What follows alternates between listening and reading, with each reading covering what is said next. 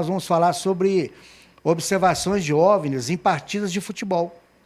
Jura?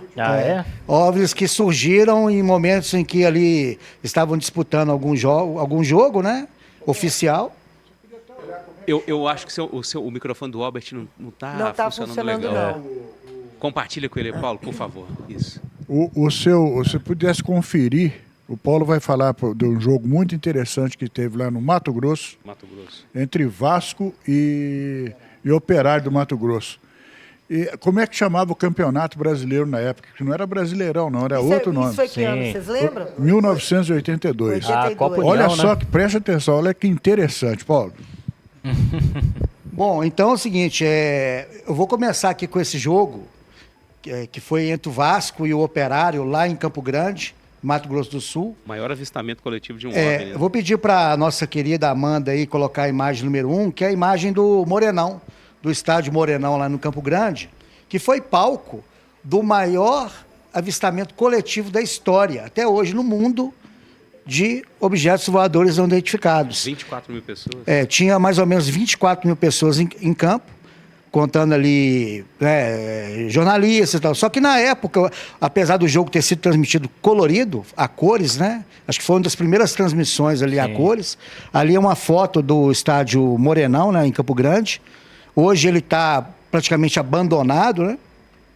Mas nesse dia, 6 de março, era mais ou menos 8 horas da noite, a partida já tinha começado, acho que uns 20 minutos de partida, estava 0-0 ainda, e um objeto muito grande, luminoso, cruzou o estádio, a baixa altitude, muito luminoso, com várias luzes, né, coloridas, e as pessoas que observaram disseram que ele parou em determinado momento. Eles não conseguiram identificar se era um ou dois. Teve pessoas que alegaram que viram 2 objetos, mas a maioria viram só um. Porque a gente tem que entender que os estádios têm aqueles refletores em cima, que quando você olha para o alto, aquelas luzes, né? Quem lembra do Mineirão, a época, a gente olhava para cima, se tivesse alguma coisa passando, você não via direito por causa das luzes, né? É verdade. Então, só que o objeto ele passou muito, muito baixo. E nós vamos ver aqui na sequência alguns depoimentos. E aí ele passou, todo mundo do estádio viu. Foi justamente no momento em que o jogador, acho que eles iam bater uma falta no jogo. Aí estava todo mundo parado. Então aí o juiz olhou para cima, todo mundo olhou para cima para ver aquele objeto, né? Alguns jogadores chegaram a sentir o calor. O objeto emanava calor, não é? Aí eu vou pedir para colocar aí a imagem número 2, né? Que é de uma torcedora do Operário, a Leise Demétrio, que estava em campo e ela observou a nave cruzar o estádio. Ela alega que a aeronave era cilíndrica, né? Grande, com várias luzes. Aqui, ó, ela parou sobre o estádio por alguns segundos e depois acelerou de forma brusca e foi embora. Ali é uma foto da Leise Demétrio, né? Uma reportagem lá para sucursal da TV Globo, lá em Campo Grande. Eles fizeram um especial sobre os 40 anos do caso, isso foi há 2 anos atrás, hoje é 42, né? E a imagem número 3 do jornalista, se podia colocar aí a imagem número 3, do jornalista Paulo Nonato, que estava atrás do gol do Operário. E não conseguiu tirar nenhuma foto, Paulo? Justamente. Aí ele explica o porquê que quase ninguém conseguiu fotografar esse objeto. Pode falar, Albert. Olha, é interessante, vocês vão ver como é que era difícil o trabalho do jornalista esportivo. Eu me lembro que quando eu fiquei conhecendo o Carlos César Pinguim, da Rádio Tatiaia, ele ficava ali atrás do gol, sabe? Onde o Nelinho uma vez bateu uma falta, a bola desviou, bateu nele, ele saiu rolando para trás, né? Então ele mesmo falava que era um trabalho terrível, porque no caso desse aí, por exemplo, os repórteres ficavam no campo até 20 minutos de jogo. E depois corriam para as redações para fazer as menções do jogo, né? E nessa hora que a nave apareceu, os repórteres já tinham saído, poucos estavam lá, mas acho que mesmo assim salvou uma ou outra imagem, né? Não, aí esse jornalista, né, o que está até na foto dele aí na tela, o Paulo Nonato, ele disse que na hora que o objeto passou, ele falou que dava a impressão que se você levantasse o braço, você tocava nele, de tão baixo que ele passou, né? Assim, a impressão que ele teve. E foi muito rápido.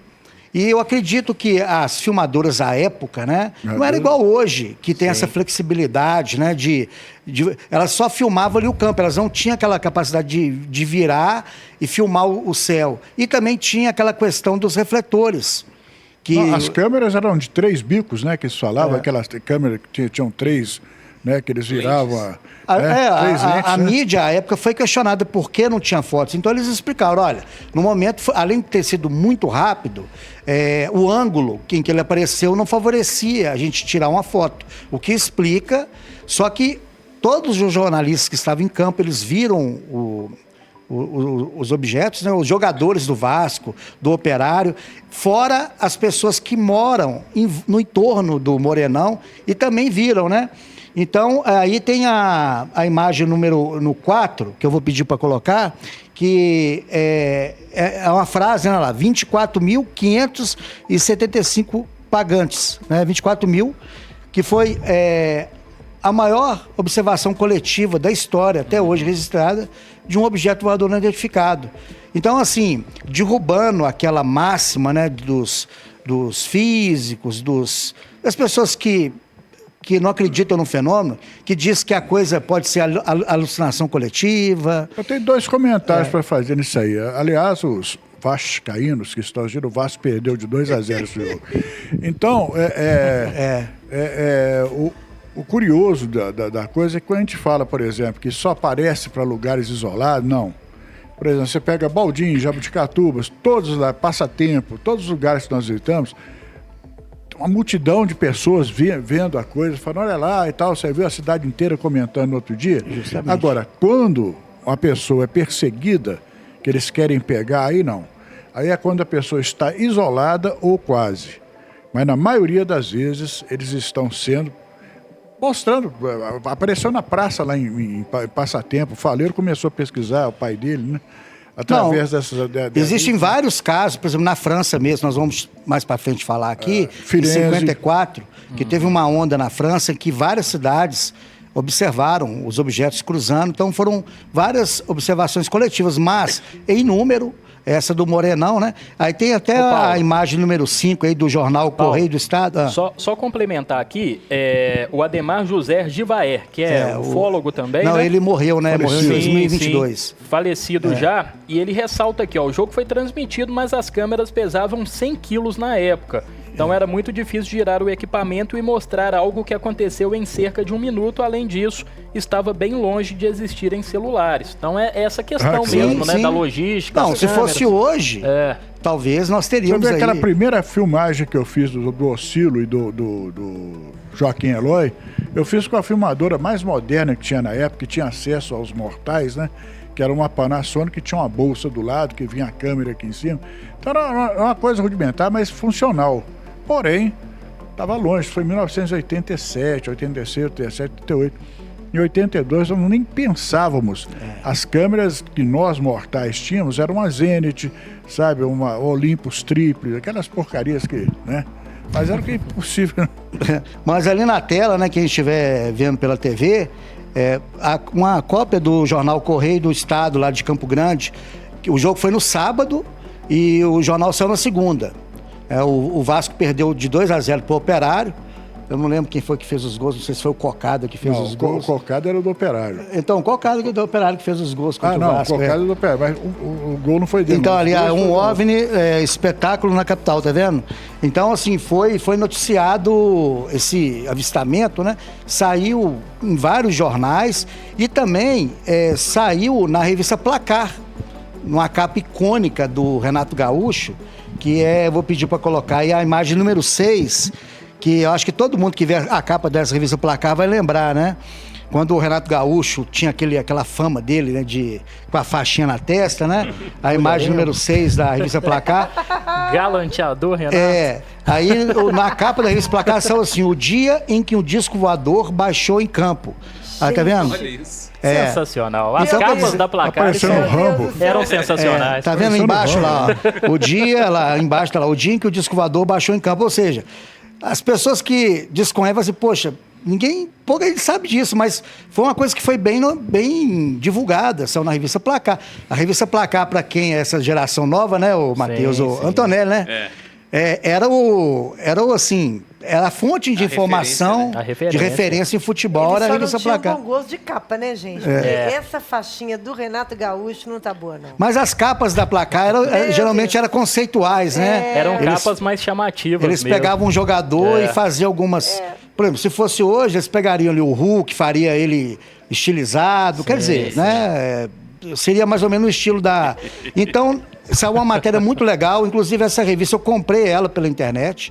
Eu consegui achar ela no sebo lá de São Paulo, ela vai chegar para mim, né?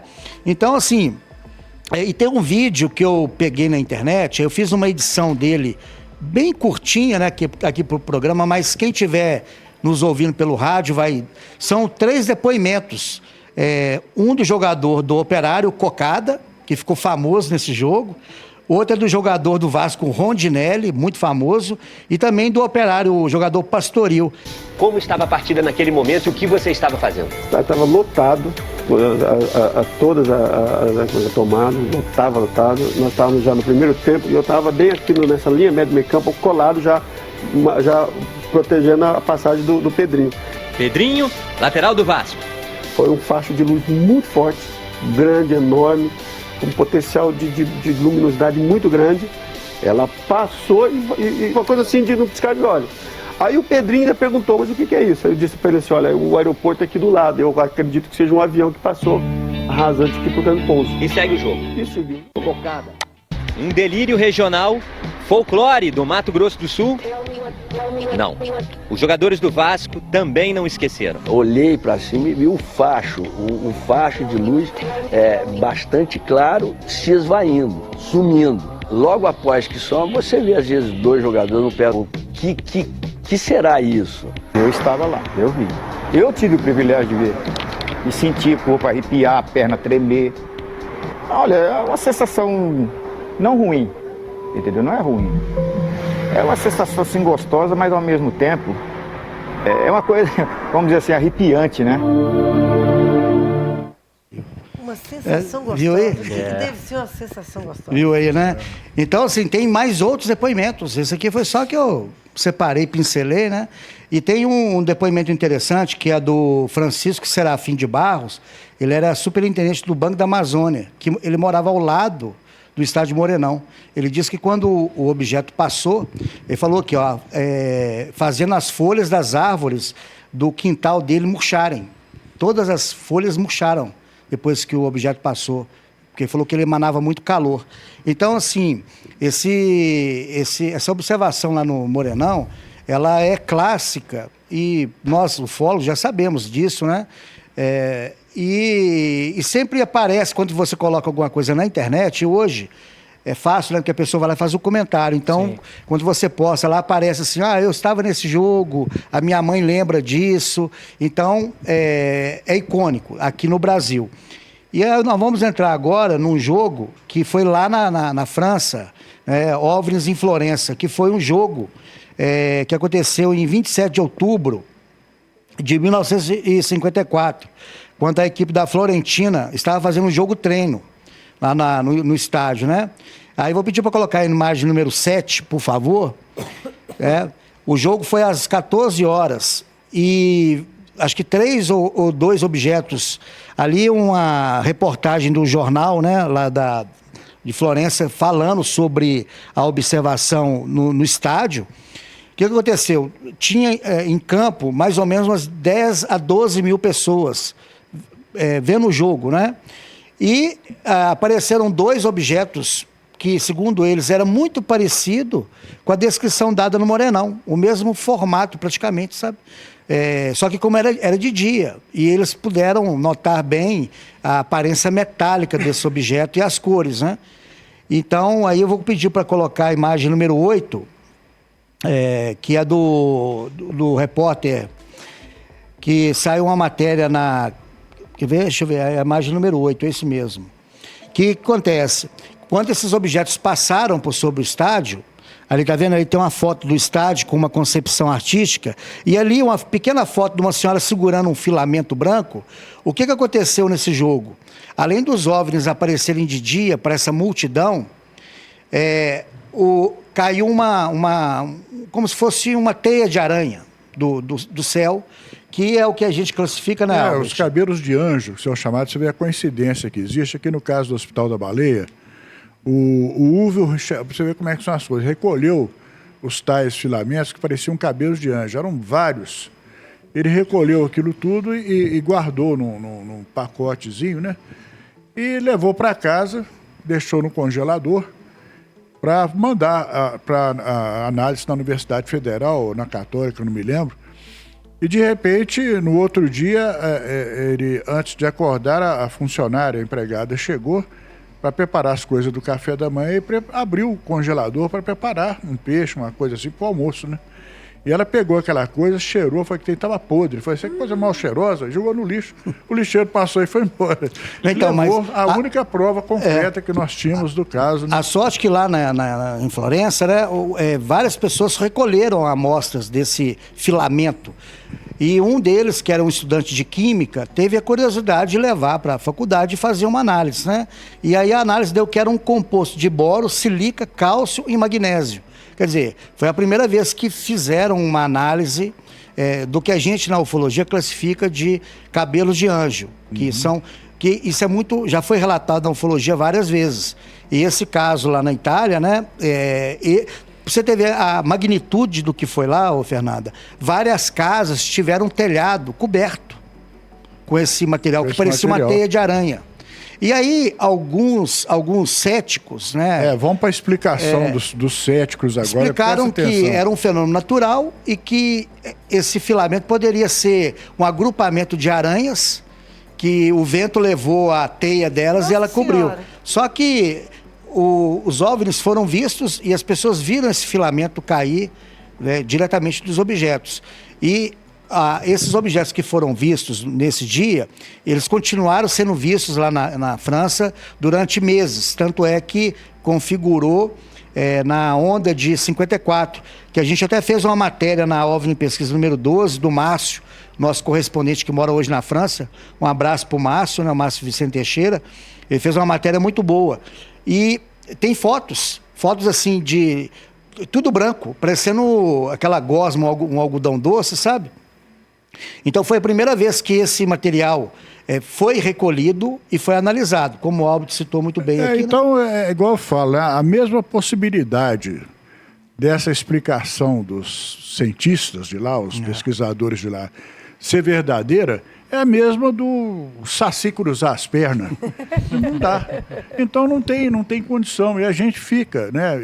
Isso não é da agora, não. Tem vários casos aqui no Brasil também que são explicados dessa forma, como o caso da noite oficial dos discos voadores, que um bobalhão de um cara aí falou que era Sprites. Vênus, né? Era Vênus. Sabe? Aquele caso do Gerson Marcel de Brito, né, que veio aquele voo vindo lá do Ceará. Caso VASP. Caso da VASP, né? Que o Ronaldo Rogério de Freitas Mourão, que Deus o tenha, numa faculdade melhor lá em cima, né? E ele explicou que eram, primeiramente ele falou que eram, como é que chama? Vênus. Alguém falou, mas Vênus não é perceptível ao radar, doutor. Ele foi dando uma série de explicações, era o reflexo do sol nas nuvens, a 1h da manhã, não tinha jeito. Até que ele apareceu com uma que convenceu todo mundo. Já descobrimos, isso aí eram meteoroides. Aí os repórteres, meteoroides? Não, tudo bem, então está explicado. Só que o pessoal esqueceu de perguntar o que é um meteoroide.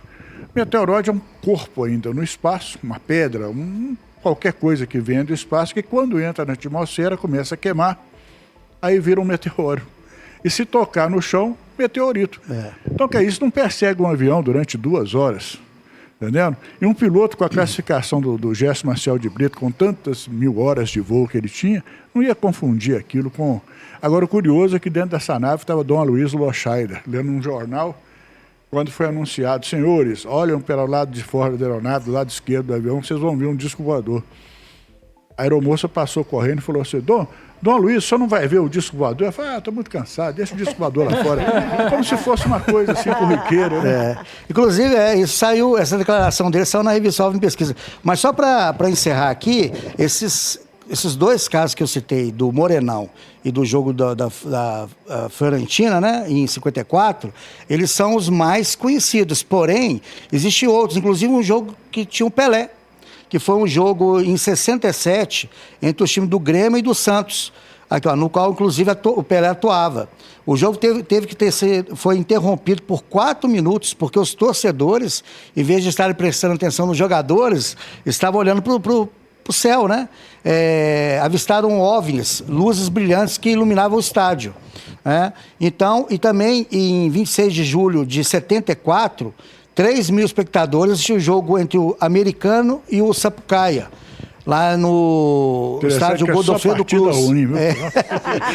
Os alienígenas têm péssimo gosto, viu? Tirando o jogo do Pelé, né? Tirando o jogo do Santos, né? Pelé é outra coisa, né? Então, assim, lá no Rio de Janeiro. E também que teve, acho que tinha mais de 12 mil pessoas lá Não, mas essa era a capacidade do estádio, né? Que também as pessoas observaram objetos cruzarem o estádio. E teve um que aconteceu no Equador, em 97, que foi até transmitido pelo Canal 7 do Equador e que foi feito imagens. Só que eu procurei essas imagens na internet e não consegui localizar. Eu mandei um e-mail, eles já até me responderam, o departamento lá de assessoria de imprensa, porque foi filmado, foi um jogo entre Guayaquil e o Barcelona, em 98. Aí eu não sei se esse Barcelona, que é o Barcelona... é o de Guayaquil. Não, é o Barcelona de Guayaquil, né? Barcelona de Guayaquil, lá do Equador. Então, Barcelona Esporte Clube, então.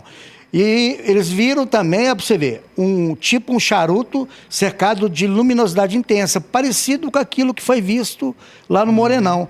Então, eu vou esperar. Se caso o Canal 7 me enviar a imagem, aí eu apresento aqui no Radiocast na semana que vem, ou quando eles me responderem, né? É uma categoria de OVNI que gosta de futebol, né? Eles gostam. E tem um também, tem um jogador... né? Provavelmente veio buscar o Pelé, né? Não, mas tem um jogador que eu sou muito amigo dele, gosto muito dele, apesar de ele ter jogado no time adversário, chama Dario José dos Santos. Ele tem um depoimento maravilhoso sobre disco voador, sobre o avistamento que ele teve na Bahia. Eu não sei onde está o Dario hoje. Entendendo? Dadá? Dadá, inclusive, ele parava no ar, né? Será que era um OVNI? Outro Era um objeto. Um dos casos. Mas isso aí, né, Fernando, assim, porque eu fico vendo os comentários das pessoas que assistem o programa, então, elas falam, poxa, mas só fala de casos aí na área rural, que um ou outro, mas hoje eu apresentei aqui casos em que milhares de pessoas observaram. E no relato ali dos jogadores do Vasco, do Operário, e tem muitos outros relatos, né?